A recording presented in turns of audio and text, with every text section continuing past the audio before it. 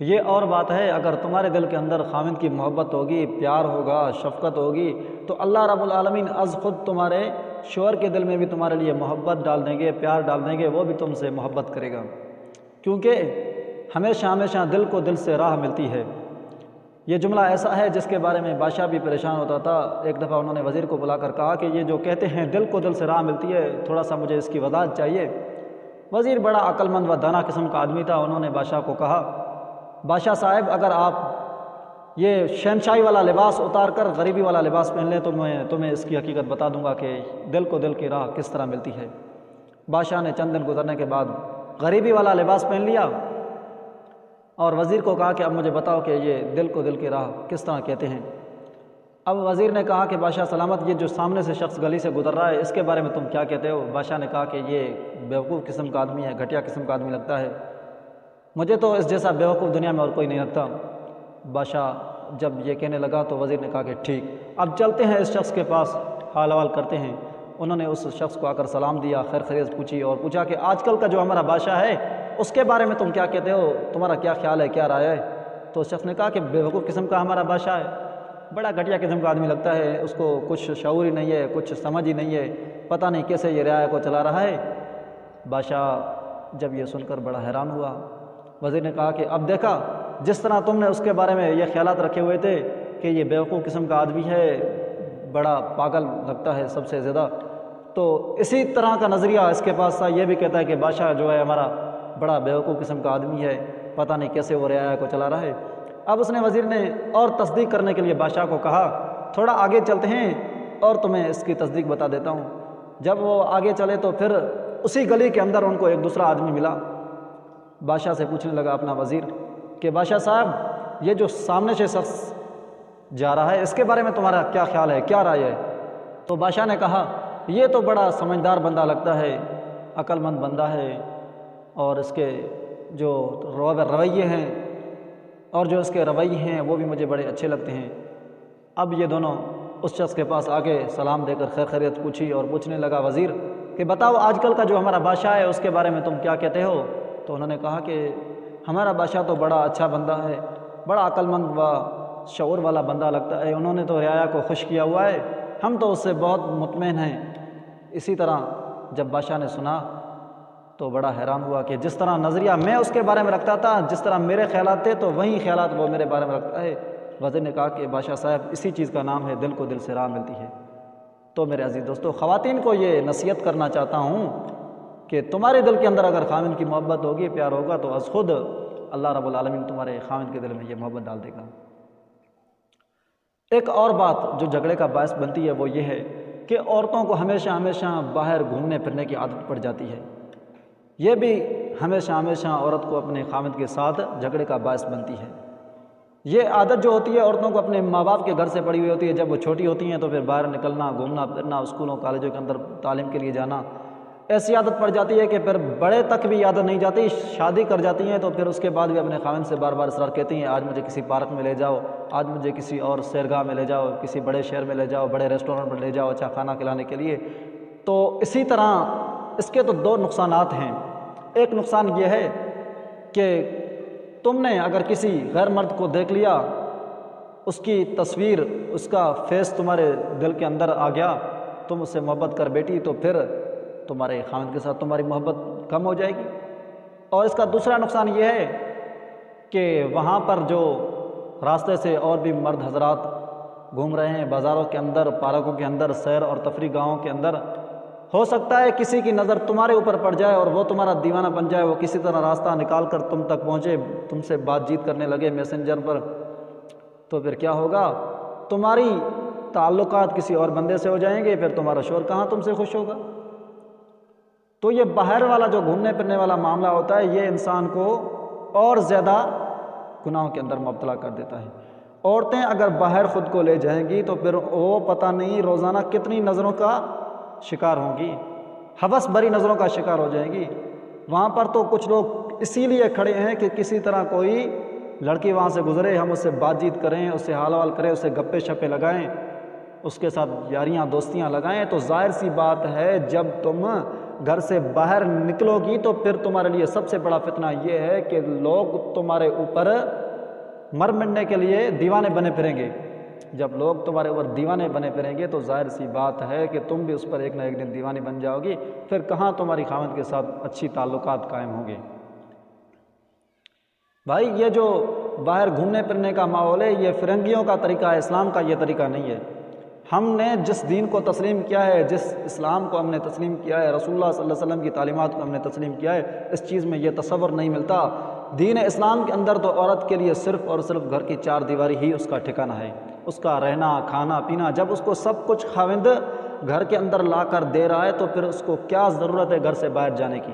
اس کو اچھے کپڑے بھی مل رہے ہیں، اس کو اچھا کھانا بھی مل رہا ہے، اس کو اور زندگی کی جو ضروریات ہیں وہ ساری اس کی شوہر پورا کر رہا ہے، تو پھر اس کو یہ شوق ہرگز نہیں رکھنا چاہیے کہ مجھے تو باہر گھومنا ہے پھرنا ہے، پارکوں کے اندر سیر اور تفریح گاہوں کے اندر۔ یہ تو بھائی مغربی کلچر ہے، اسلام کا یہ کلچر نہیں ہے۔ جب تم مغربی کلچر کو فالو کرو گے تو پھر تمہاری زندگی کے اندر ظاہر سی بات ہے پھر روزانہ آپس میں تو میں ہوتی رہے گی، پھر تمہارا خاوند کے ساتھ جھگڑا ہوگا، پھر کہاں تمہارے ایک دوسرے کے ساتھ تعلقات برقرار ہوں گے۔ تو میرے عزیز دوستو ایک بات یہ، دوسری بات یہ ہے کہ خواتین حضرات جب شوہر ان کا گھر کے اندر کوئی چیز بھی ان سے مانگتا ہے تو وہ بالکل ہی صحیح طریقے سے جواب نہیں دیتی۔ خاوند ایک چیز کے لیے بیٹھا ہے، وہ مانگ رہا ہے لیکن بیوی کوئی توجہ ہی نہیں دے رہی۔ خاوند کو اب غسل کرنا ہے، اس کے لیے اس کو استری کر کے کپڑے چاہیے، صابن وغیرہ چاہیے، تو وہ مانگ رہا ہے لیکن بیوی دے تو رہی ہے لیکن تھوڑا لیٹ کر کے دے رہی ہے یا جلدی میں ریپلائی نہیں دے رہی۔ تو ظاہر سی بات ہے جب وہ ریپلائی نہیں دیں گی تو مرد کو غصہ آئے گا، اور جب غصہ آئے گا ہو سکتا ہے غصے کے اندر پھر وہ کچھ بھی کہہ دے، پھر تو جھگڑا ظاہر سی بات ہو جائے گا۔ اس لیے عورتوں کو دوسری غلطی یہ ہے کہ ان کو چاہیے ہمیشہ جب کوئی خاوند ضرورت کی چیز مانگے کوشش تو یہ کرے جلدی سے وہ میسر کر لے، اگر نہیں کر سکتی تو کم از کم اس کو ہاں میں جواب ضرور دے کہ میں جلدی سے لا رہی ہوں، تاکہ پھر جھگڑے کی نوبت ہی نہ آئے۔ تو میرے عزیز دوستو اسی لیے تو قرآن نے کہا نا لِتَسْكُنُوا إِلَيْهَا، تمہارے لیے شادی کا جو اصل مقصد ہے، نکاح کا جو اصل مقصد ہے وہ ہے تم ایک دوسرے کے ساتھ سکون حاصل کرو۔ تو جب عورت فرما برداری نہیں ہوگی تو پھر کہاں خاوند کو سکون آئے گا، پھر خود کو عورت کو بھی سکون نہیں آئے گا، کیونکہ جب شوہر اس کا بے چین ہوگا تو جب وہ ڈپریشن کا مریض ہوگا تو یہ خود بیوی بھی ڈپریشن کی مریض رہے گی۔ ایک تیسری اور بات عورتوں کو نصیحت کرتا ہوں وہ یہ ہے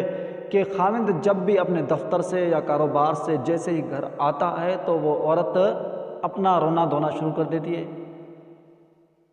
کیوں؟ اس لیے کہ جو اس کو اپنے ساس اور سسر کی طرف سے تکالیف پہنچی یا دیور کے جو باتیں تھیں وہ سارے اس کو ذہن میں بیٹھی ہوتی ہیں۔ اب شوہر ایک کام سے بالکل ہی فارغ ہی نہیں ہوا، جیسے گھر واپس آئے پہلے سے اس کو یہ تھکاوٹ تھی، انہوں نے چاہا تو یہ کسی طرح گھر جاؤں چین و سکون ملے، دفتر کے کام سے بالکل ہی مشکل سے جان چھوٹی ہے۔ اب گھر آتے ہی جب بیوی رونا دھونا شروع کر دے گی، نہ اس کو کھانا ملا، نہ اس کو پانی ملا، نہ اس کو نیند کرنے کا کوئی ٹائم ملا، ظاہر سی بات ہے پھر تو اس کو غصہ آئے گا، پھر تو گھر کے اندر جھگڑا ہو جائے گا۔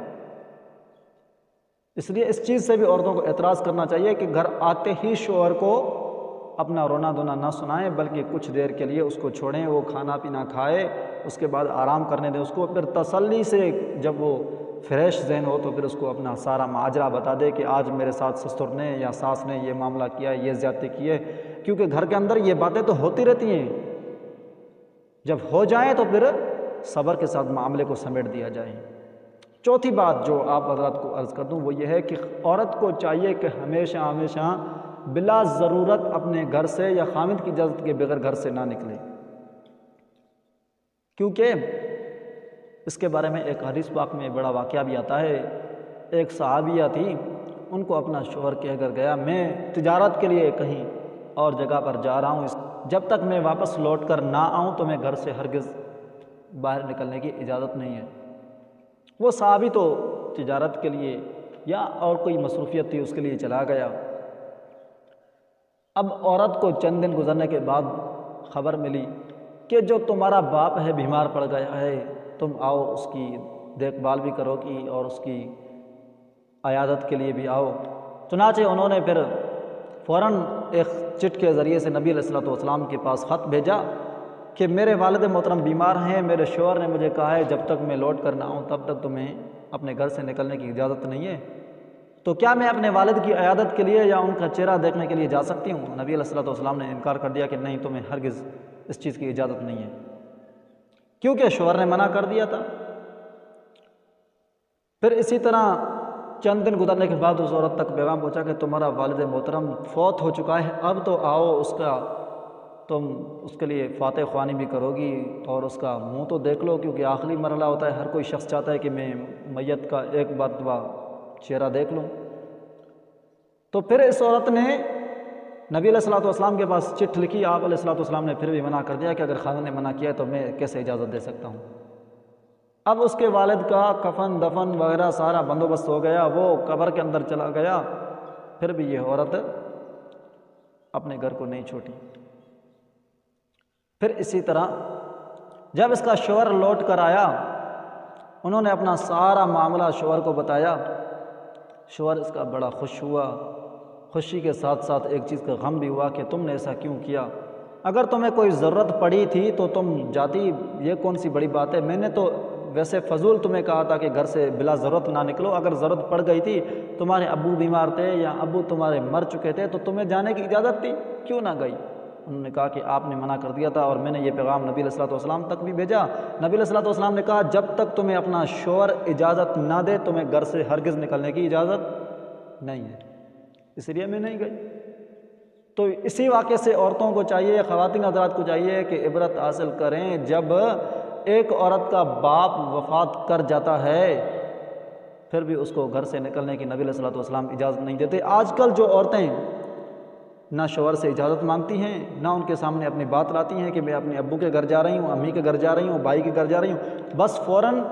جب شوہر گھر سے نکلا، دفتر گیا، آفس گیا، دکان پر گیا، یہ فوراً اپنے گھر سے نکل کر بھائی کے گھر چلی گئیں۔ پھر اس سے کیا ہوگا کہ شوہر کا دماغ بدگمان ہوگا، اس کے ذہن کے اندر یہ باتیں آئیں گی کہ ایسا کون سا چکر ہے، کیونکہ میرے بیوی ہمیشہ کبھی بھائی کے گھر بیٹھی ہے، کبھی کزن کے گھر بیٹھی ہے، کبھی پپا کے گھر بیٹھی ہے، اس کو اپنا گھر اچھا کیوں نہیں لگتا؟ یہیں سے تو بھائی فساد کے جھگڑے کے بیچ شروع ہو جاتے ہیں۔ اسی لیے سب سے پہلے اسٹیپ یہ ہے کہ تم اپنے خاوند کی اجازت کے بغیر ہرگز گھر سے نہ نکلو۔ پھر کیا ہوگا بھائی؟ یہی ہوگا تمہیں فائدہ کہ تمہارے لیے ساری زندگی خاوند سکون کا باعث بنے گا، تمہارے اسے چین و راحت، تمہیں خاوند کی محبت پیار تب ملے گی نا جب تم اپنے آپ کو صرف اور صرف خاوند کی تابع کر دو گی، کیونکہ عورتوں کو اللہ رب العالمین نے ہمیشہ خاوند کے لیے کیا بنایا ہے بھائی؟ تابع بنایا ہے، فرما بردار بنایا ہے، کہ ان کو چاہیے کہ وہ اپنے خاوند کی فرما برداری کریں۔ میرے عزیز دوستو، ایک حدیث پاک بھی اس کے بارے میں آتی ہے، نبی علیہ الصلوۃ والسلام نے فرمایا اگر خدا کے علاوہ کسی اور کا سجدہ کرنے کی اجازت ہوتی تو میں عورتوں کو حکم کرتا، خواتین کو حکم کرتا کہ وہ اپنے شوہر کا سجدہ کرتیں۔ اتنا زیادہ حق ہے شوہر کا، تو پھر ان عورتوں کو چاہیے کہ جو اپنے شوہروں کی فرما برداری نہیں کرتی، سوچیں کہ کل قیامت کے دن ان کا کیا انجام ہوگا۔ وہ الگ بات ہے کہ جس طرح مرد کے کچھ حقوق عورت پر ہیں تو اسی طرح عورت کے بھی کچھ حقوق مرد کے اوپر آ جاتے ہیں۔ پر میں تو ایک الگ بیان دوں گا کہ وہ کون سے حقوق ہیں جو مرد حضرات پر عورتوں کے آ جاتے ہیں، بیویوں کے حقوق آ جاتے ہیں، لیکن اب جو موضوع چل رہا ہے وہ یہ ہے کہ وہ کون سے حقائق ہیں، وہ کون سی شریعت کے اندر باتیں لازم آ جاتی ہیں جس پر عورت عمل کر کے اپنے شوہر کے صحیح معنی پر حقوق ادا کر سکتی ہے۔ اگر ان نصیحتوں پر عمل کر لے تو وہ ضرور اپنے شوہر کے حقوق ادا کر سکتی ہے۔